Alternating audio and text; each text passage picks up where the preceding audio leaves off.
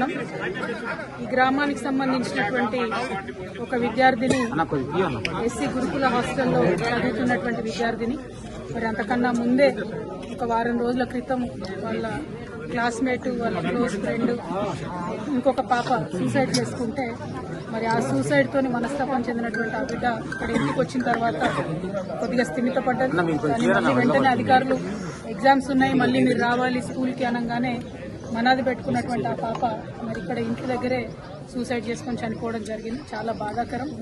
ఇటువంటి సంఘటనే గత 2 వారాల క్రితం భువనగిరిలో బీసీ హాస్టల్లో 2 ఆడపిల్లలు సూసైడ్ చేసుకోవడం చనిపోవడం జరిగింది. మరి వాళ్ళ ఇమాంపేటకు సంబంధించినటువంటి ఎస్సీ గురుకుల హాస్టల్లో మరొక 2 ఆడపిల్లలు ఇలా చనిపోవడం అన్నది నిజంగా బాధాకరం. ప్రభుత్వాన్ని చేతులు జోడించి విజ్ఞప్తి చేస్తూ ఉన్నాం, కొంచెం రివ్యూ చేయండి ఏం జరుగుతుంది. 10th క్లాస్ పిల్లలు మరి ముఖ్యంగా ఎగ్జామ్స్ టెన్షన్లో ఉన్నారా, ఎందుకు ఇట్లా జరుగుతుందనే విషయాన్ని దయచేసి ఆలోచన చేయండి. లక్షలాది మంది పిల్లల్ని గురుకులాలు పెట్టి మనం ఇలా గురుకులాల్లోకి తీసుకొచ్చినాం. మరి ఇట్లాంటి సంఘటనలు వరుసగా జరుగుతూ ఉంటే మరీ ముఖ్యంగా ఆడపిల్లలు చాలా సెన్సిటివ్గా ఉంటారు కాబట్టి వారు ప్రాణాలు తీసుకునే స్థాయికి వారిని మనం ఎందుకు ప్రెషర్ చేస్తూ ఉన్నాం.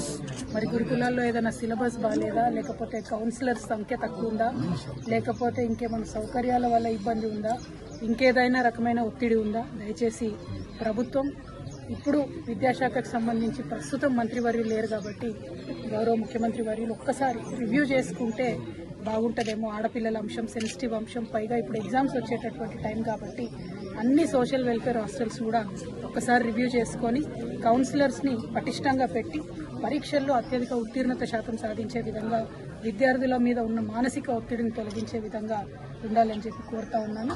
అదేవిధంగా బర్కచర్ల గ్రామస్తులందరికీ కూడా తెలియజేస్తూ ఉన్నాము. మరి ఈ బిడ్డ కుటుంబానికి బీఆర్ఎస్ పార్టీ తరఫున మేమందరం కూడా అండగా నిలబడతాం, వారికి ధైర్యాన్ని ఇస్తాం.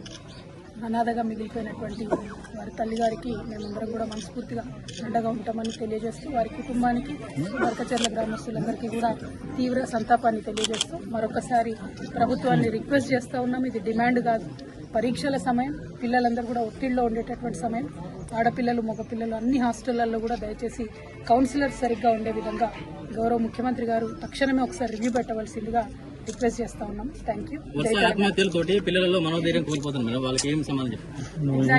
మనోధైర్యం కోల్పోతున్నటువంటి పిల్లలకు ఒకటి, తల్లిదండ్రులు దయచేసి ఎగ్జామ్స్, మార్క్స్ అన్న ప్రెషర్స్ను కొద్దిగా తగ్గించుకుందాం. రెండవది, ప్రభుత్వం వైపు నుండి ప్రతి హాస్టల్లో కూడా కౌన్సిలర్స్ ఉండేటట్టు, టీచర్లు ఫ్రెండ్లీగా ఉండేటట్టు ఒక్కసారి ప్రభుత్వం నుంచి రివ్యూ చేసుకోగలిగితే సరిపోతుంది. మరీ ముఖ్యంగా పరీక్ష సమయం కాబట్టి టైంకి ఫుడ్ అందుతుందా, క్వాలిటీ ఫుడ్ అందుతుందా, ఇవన్నీ కూడా ముఖ్యమైనటువంటి అంశాలు కాబట్టి మరి ఇప్పుడు విద్యాశాఖకు మంత్రివర్యులు లేరు కాబట్టి డైరెక్ట్గా ముఖ్యమంత్రి గారి కిందనే ఉంది కాబట్టి గౌరవనీయులు రేవంత్ రెడ్డి గారిని మేము ఆడపిల్లల తరఫున చేతులు జోడించి విజ్ఞప్తి చేస్తూ ఉన్నాం. ఒక్కసారి డిపార్ట్మెంట్ని మీరు రివ్యూ చేయండి, రివ్యూ చేసి పిల్లల ప్రాణాలు కాపాడండి.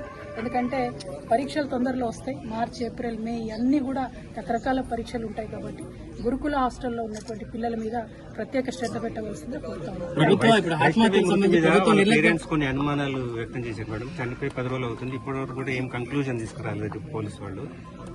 ఇక్కడ అదే జరిగింది బ్రదర్. ఇప్పుడు వైష్ణవి పాపం వృత్తిలో కూడా అదే జరిగింది. పేర్లు చెప్పడం ఇష్టం లేక నేను పేర్లు చెప్తలేను. ఇక్కడ చనిపోయినటువంటి ఎస్సీ హాస్టల్లో ఊరేసుకొని చనిపోయినటువంటి పాప పరిస్థితి అట్లానే ఉంది. అంతకుముందు బీసీ హాస్టల్లో 2 పిల్లలు ఒకేసారి ఊరేసుకొని మృతి చెందినారు భువనగిరిలో, అక్కడ కూడా అదే ఉంది. ఇన్వెస్టిగేషన్ అన్నది ఎందుకో ముందుకు పోతలేదు. శ్రద్ధ పెట్టవలసిందిగా మాత్రం ఇన్వెస్టిగేషన్ విషయంలో ప్రభుత్వాన్ని డిమాండ్ చేస్తూ ఉన్నాం. ఎందుకంటే భువనగిరి హాస్టల్లో ఆటో వాళ్ళు వీళ్ళందరికీ కూడా ఎంట్రన్స్ ఉండేదని చెప్తా ఉన్నారు.